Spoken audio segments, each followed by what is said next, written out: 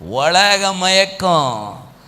ரொம்ப பேர் இன்னைக்கு சோம்பேறித்தனமாக ஆறதுக்கு காரணம் என்ன தெரியுமா? உலக மயக்கம். அப்படியே சொக்கி போய் no prayer, no fasting, no, ஜாலியாரு, என்ஜாய். எப்படி என்ஜாய்?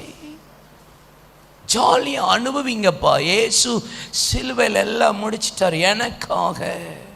நித்திரை மயக்கம், சோம்பேறித்தனம்.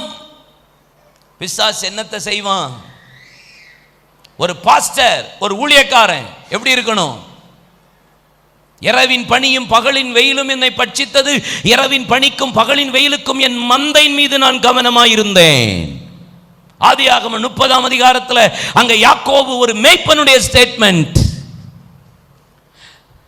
சங்கீதம் 133ஆம் சங்கீதத்தில் சொல்லுகிறார், ராக்காலத்தில் விழித்திருக்கும் ஊழியக்காரனே, ராக்காலங்களிலே கைகளை உயர்த்தி நிற்கும் ஊழியக்காரனே. ஒரு விசை கரடி வந்தது, ஒரு விசை சிங்கம் வந்தது, கரடியின் கைக்கும் சிங்கங்களின் கைக்கும் என் மந்தையை தப்பு வைத்தேன். ஊழியக்காரன்னா எப்படி அலர்ட்டா இருக்கணும்? ஊழியக்காரன் தூங்கணும், சபை தூங்கும். சபை தூங்கணும், சபைக்குள்ள பிசாசு வைப்பான். ஆமென். திட்டத்தை போடுவான். இன்னைக்கு சபை தூங்க கூடாது. ராக்காலங்களிலே விழித்து நிற்கிற ஊழியக்காரனா இருக்கணும். கைகளை உயர்த்தி நிற்கிற ஊழியக்காரனா இருக்கணும். ஒரு சபை விழித்திருக்கணும். மத்தேயு 2ஆம் அதிகாரம் 8ஆம் வசனத்தை வாசித்து பாருங்கள். வேதம் என்ன சொல்லுகிறது?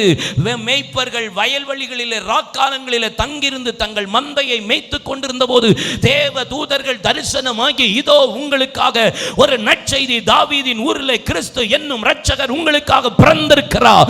இயேசுவின் பிறப்பின் செய்தி யாருக்கு சொல்லப்பட்டது?